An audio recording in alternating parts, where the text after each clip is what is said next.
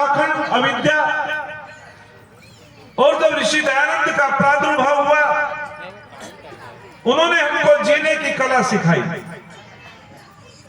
जुड़ने का प्रयास करेंगे। कहते हैं कि एक बार पंडित नीलकंठ, जो बहुत बड़े विद्वान थे, पौराणिक विद्वान थे, जिन्होंने महाभारत के श्लोकों पर टीका की, दिल्ली के अंदर गांधी बाग में पंडित नीलकंठ की कथा चल रही है और वहां एक पादरी साहब आ जाते हैं और पादरी साहब कहते हैं कि पंडित जी महाराज, यदि आप मेरे 3 प्रश्नों का उत्तर दे दोगे तो मैं आपका शिष्य बन जाऊंगा, सनातन धर्म को स्वीकार करूंगा। और यदि आपने मेरे प्रश्नों का उत्तर नहीं दिया तो आपको ईसाई मत स्वीकार करना पड़ेगा। पंडित नीलकंठ के अनुयायी और पंडित नीलकंठ बहुत बड़े पौराणिक विद्वान हैं। कभी कभी व्यक्ति चैलेंज को स्वीकार कर लेता है कि मेरे हजारों अनुयायी क्या कहेंगे। उसने उसको स्वीकार कर लिया, शर्तों को। बोले बिल्कुल, आप मेरे से जो पूछना चाहते हो मैं उसके उत्तर देने की कोशिश करूंगा। उस पादरी साहब ने उनसे कहा कि आप योगेश्वर कृष्ण जी को क्या मानते हो? बोले भगवान योगी। आप इंद्र को क्या मानते हो? बोले देवता। बहुत बड़े विद्वान, ऐश्वर्यशाली, देवताओं के स्वामी। बोले ब्रह्मा जी को क्या मानते हो? कि ब्रह्मा तो परमात्मा का पर्यायवाची है, ईश्वर का दूसरा नाम है, गौणिक नाम है। तो तब पादरी साहब ने कहा कि मैं आपसे पूछना चाहता हूं कि जब कृष्ण भगवान जी को आप योगी मानते हो, भगवान मानते हो, तो हमने तो ऐसा पढ़ा है। कट कर देगा क्यों? चालू है, चालू पूरी बना दो, थोड़ा ही बोलूंगा। तो उन्होंने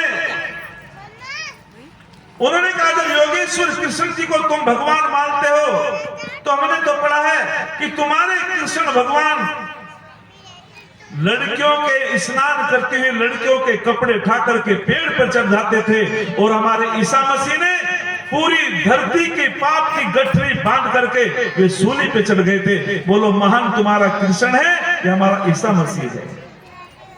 पंडित नीलकंठ उसका उत्तर नहीं दे पाए।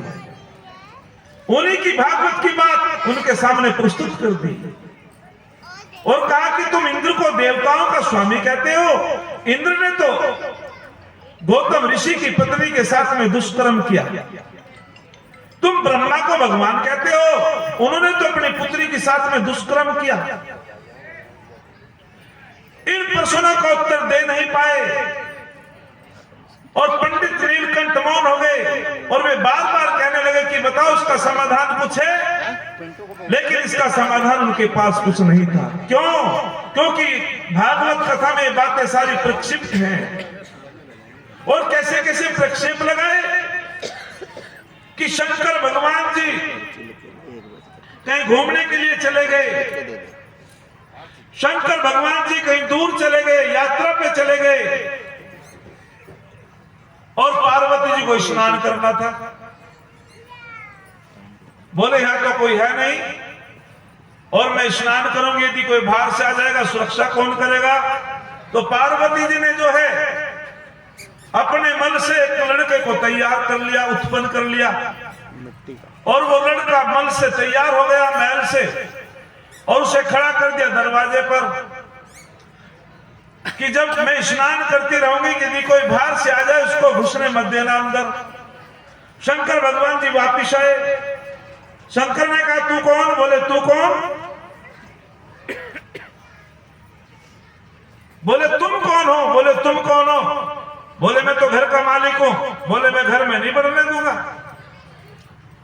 कहने का तात्पर्य यह हुआ दोनों में युद्ध आरंभ हो गया। 1000 साल तक युद्ध चलता रहा, पार्वती का स्नान चलता रहा। 1000 साल। ये पाखंड, ये शिव पुराण की बात मैं कह भी नहीं सकता। जो जो अश्लील उसमें बातें हैं। तो पंडित नीलकंठ जब मौन हो जाते हैं, उसका उत्तर नहीं मिला, तो कहते हैं कि पंडित नीलकंठ ने ईसाई मत को स्वीकार कर लिया। और केवल पंडित नीलकंठ ने ईसाई मत को स्वीकार नहीं किया, उसके परिवार ने भी किया। और केवल परिवार ने ही नहीं किया, उसके जितने हजारों अनुयायी थे वे भी ईसाई बन गए। लेकिन कुछ समय बाद पंडित नीलकंठ को पता चला कि एक वेदों वाले ऋषि दयानंद हैं, उन्हीं के समकालीन की बात है। स्वामी दयानंद को पहले उन्होंने सुना नहीं था। जब ऋषि दयानंद प्रवचन करने के लिए आए और पंडित नीलकंठ फूट फूट कर रोने लगे। ऋषि दयानंद ने की क्या बात है? बोले, बात ऋषिवर, यदि तुम्हारा सानिध्य मुझे पहले मिल जाता, मेरी ऐसी दुर्गति ना होती। आज मैं ईसाई मत को स्वीकार कर लिया। जो ऋषियों के कुल में मेरा जन्म हुआ, क्योंकि मैं उनके प्रश्नों का उत्तर न दे पाया, तो तब ऋषि दयानंद ने उनका समाधान किया। स्वामी जी ने कहा कि योगेश्वर श्री कृष्ण महाराज तो आप पुरुषों के सदस्य हैं। उन्होंने जीवन में जन्म से लेकर मृत्यु पर्यंत कोई पापाचार नहीं किया। लेकिन स्वामी जी से शंका की एक ने, जी आप योगेश्वर कृष्ण जी को कहते हैं कि जन्म से लेकर मृत्यु पर्यंत कोई पाप नहीं किया। उन्होंने तो धोखे से बहुत लोगों को मरवाया। महाभारत में आचार्य द्रोण को धोखे से मरवाया, कर्ण को निहत्या को धोखे से मरवाया, जरासंध को उत्साहित करके अर्जुन को वो भी अपनी नीति के अनुसार उसका अंत कराया। और आप कहते हैं कि योगेश्वर कृष्ण आप तो पुरुष है, उन्होंने कोई भी पापाचार नहीं किया, उनका जीवन वेदानुकूल है। तब मेरा दयानंद कहता है कि सुनो दुनिया के लोगों, आपने मेरे आर्य समाज के नियम को ठीक प्रकार से नहीं पढ़ा। तब कहते हैं कि सबसे प्रीति पूर्वक धर्मानुसार यथा योग्य बरतना चाहिए। तब मेरा दयानंद कहता है कि योगेश्वर श्री कृष्ण महाराज जी लकीर के फकीर नहीं थे, कुशल राजनीतिज्ञ थे। उन्होंने सबसे पहले दुर्योधन को प्रीति से समझाने का प्रयास किया। शांति दूत बनकर के गया कि पांडवों का हिस्सा पांडवों को दे दे, लेकिन वो बिल्कुल ना माना। फिर उसको धर्म का उपदेश दिया कि धर्म इस बात को नहीं कहता, जिसका जो हक होता है, हिस्सा होता है, भाग होता है, उसको दे देना चाहिए। लेकिन कोई उस पर प्रभाव न पड़ा। तो योगेश्वर श्री कृष्ण महाराज जी एक ऐसे कुशल राजनीतिज्ञ थे जो जानते थे कि वास्तविक नीति क्या है, ब्रह्म नीति क्या है, राजनीति क्या है, कौन सी नीति से राष्ट्र की रक्षा होगी, कौन सी नीति से राष्ट्र उन्नति को प्राप्त करेगा। तो योगेश्वर कृष्ण जी ने प्रीति पूर्वक समझाने का प्रयास किया, बिल्कुल नहीं माना। धर्म का उपदेश दिया, बिल्कुल नहीं माना। और फिर तीसरी बात कही, यथा योग्य बरतना चाहिए, छठे साठम समाचरित। यदि कोई दुष्ट व्यक्ति समझाने से नहीं मानता, फिर साम दाम दंड भेद चारों नीति को अपना करके उसका अंत कर देना चाहिए। अपने स्वार्थ में नहीं, बल्कि देश के हित में कर देना चाहिए। योगेश्वर श्री कृष्ण महाराज जी ने अपने हित में, कोई स्वार्थ में ऐसा कोई काम नहीं किया। तो तब ऋषि दयानंद कहते हैं कि वे तो वास्तविक आत्म पुरुष थे, उनका जीवन एक उत्तम था। और फिर हवाला देते हैं स्वामी दयानंद, अरे व्याकरण को न जानने वाले व्यक्ति पापाचार करते हैं। इंद्र सूर्य को कहते हैं, इंद्र आत्मा को भी कहते हैं, इंद्र ऐश्वर्यशाली को भी कहते हैं, इंद्र सूर्य को भी कहते हैं। अर्थात जब इंद्र सूर्य निकलता है और रात्रि को अहिल्या कहते हैं, वो अहिल्या रात्रि के रूप को बिगाड़ देता है। और चंद्रमा गौतम को कहते हैं। जब सूर्य निकलता है, सूर्य उदय होता है, तो वो अहिल्या के रूप को बिगाड़ देता है। ये इंद्र का जार कर्म है, जो इस कर्म को इंद्र ना करे तो सृष्टि चल नहीं सकती, हमारा जीवन चल नहीं सकता। वो व्याकरण की कमी के कारण उन्होंने इंद्र पे दोष आरोपित किया। कहते हैं ना पौराणिक लोग कि महर्षि गौतम की पत्नी अहिल्या और उसके साथ में जार कर्म किया, तो गौतम माने चंद्रमा, अहिल्या रात्रि का नाम, इंद्र सूर्य का नाम। जब सूर्य उदय होता है वो अहिल्या की रूप को, शोभा को बिगाड़ देता है। ये इंद्र का जार कर्म था, ये इंद्र का दुष्कर्म था। और ब्रह्मा भी सूर्य को कहते हैं। व्याकरण प्रकरण के हिसाब से एक मंत्र आता है, किम सूर्य समम ज्योति, ब्रह्म सूर्य समम ज्योति। अर्थात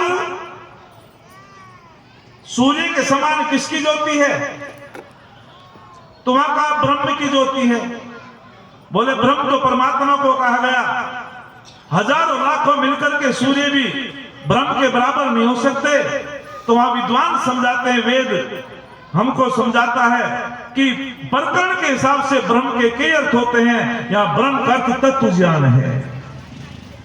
जैसे सूर्य के प्रकाश से हम सारे पदार्थों को देख लेते हैं, ठीक उसी प्रकार से जब तक तत्व ज्ञान हमारे अंदर उत्पन्न नहीं होगा, हम अपने अंतःकरण सूक्ष्म शरीर को, अपने अंतःकरण को नहीं देख पाते। कहते हैं कि जाने में मुक्ति, महर्षि कपिल कहते हैं कि बिना जान के मुक्ति नहीं हो सकती। सम्यक दर्शन संपन्न है, न गंभीर निर्बध्यते। और कहते हैं कि दर्शनेन वीनस्तु संसारम प्रतिपद्यते। जब तक तत्व ज्ञान हमारे अंदर नहीं होगा, जब तक हम तत्व ज्ञान को प्राप्त नहीं करेंगे, तब तक बार बार हम बंधन में आते रहेंगे, बार बार हमारा जन्म होता रहेगा, मरण होता रहेगा। जैसे सूर्य के प्रकाश से हम, जैसे दीपक से समस्त अंधकार दूर हो जाता है, ठीक उसी प्रकार से जो तत्वदर्शी होते हैं वे अपने अविद्या को दूर कर लेते हैं, अज्ञान को दूर कर लेते हैं, अपनी आत्मा को जान लेते हैं, प्रकृति को जान लेते हैं, और तत्वदर्शी परमपिता परमात्मा का साक्षात्कार कर लेता है।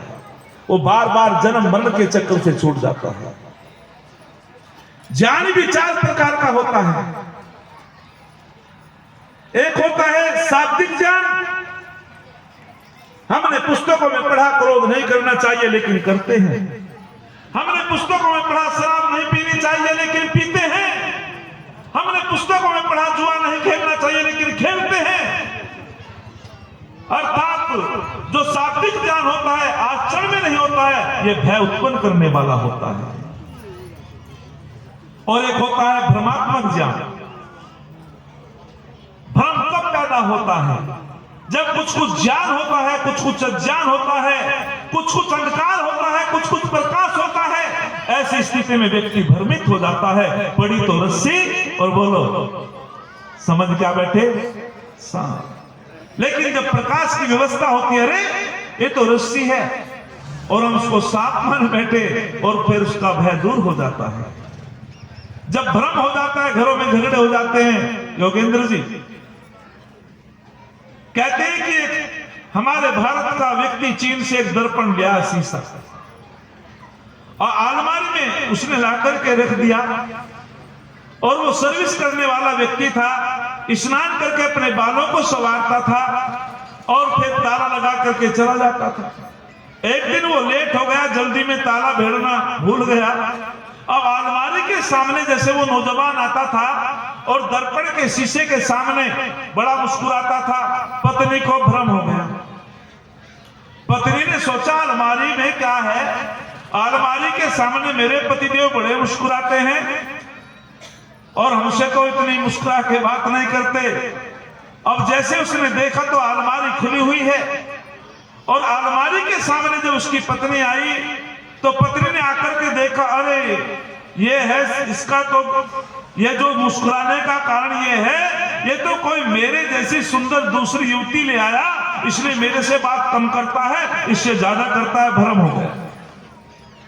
और अपनी सास मां से कहने लगी, आप अपने पुत्र की बड़ी प्रशंसा करती हो, तुम्हारा पुत्र तो बहुत नालायक है। बोले नहीं, मेरा पुत्र तो बहुत अच्छा है, संस्कारी है। बोले बिल्कुल संस्कारी नहीं। देखो उसने दूसरी युवती को ला करके अलमारी में रखा है। जैसे वो अपनी सास मां को लाई और सास मां उसके सामने आई तो सास मां को भी भ्रम हो गया। बोले बड़ा नालायक है, मुझे तो इतनी उम्मीद नहीं थी, मैंने बड़े अच्छे संस्कार दिए थे अपने बेटे को, पर नालायक जब लाया, कम से कम 70 साल की तो ना लाता, 25-30 के लिए भ्रम हो गया। लेकिन जब वापिस आते हैं वो नौजवान, पत्नी भी रुष्ट हो जाती है, मां भी रुष्ट हो जाती है, और वो कहते हैं कि तुम, माता ने कहा बेटा मुझे इतना तेरे पे विश्वास नहीं था, आप किसे लाए हो, या अलमारी में कौन है दूसरी स्त्री। वो समझ गया कि माता को भी भ्रम हो गया, पत्नी को भी भ्रम हो गया। उसने की माता जी ऐसा कुछ नहीं। और वो तीनों जब सामने आते हैं कि मैं चीन से दर्पण लाया था, और शीशे में जैसा हम सामने अपना खड़े होते हैं वैसा ही वो हमको चेहरा दिखा देता है, तब जाकर के उनका भ्रम दूर हुआ। एक होता है संशयात्मक ज्ञान, जब संशय हो जाता है, अरे परमपिता परमात्मा है भी या नहीं, क्या हमारे कर्मों का फल मिलेगा भी या नहीं मिलेगा, मन में एक साथ कई विचार जब उत्पन्न हो जाते हैं, ऐसा संशयात्मक ज्ञान भी भय उत्पन्न करने वाला होता है, अविद्या की तरफ ले जाने वाला होता है। और चौथा ज्ञान होता है तत्व ज्ञान, वास्तविक ज्ञान, यथार्थ ज्ञान।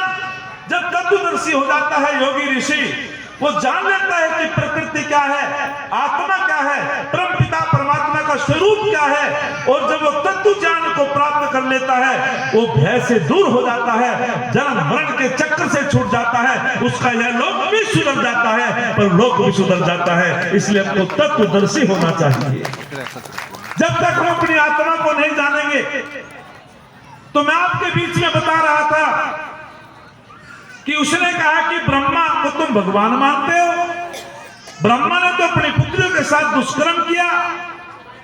वारे वाह स्वामी दयानंद, यदि तुम ना होते, मुझे शंका हुई, मेरे गुरुजी doctor Bharatendu Pandey NS college में पढ़ाते थे, मैं जब उनके सानिध्य में एमए कर रहा था, तो मैंने कि गुरुजी ये बात समझ में नहीं आती कि ब्रह्मा ने ऐसा दुष्कर्म किया।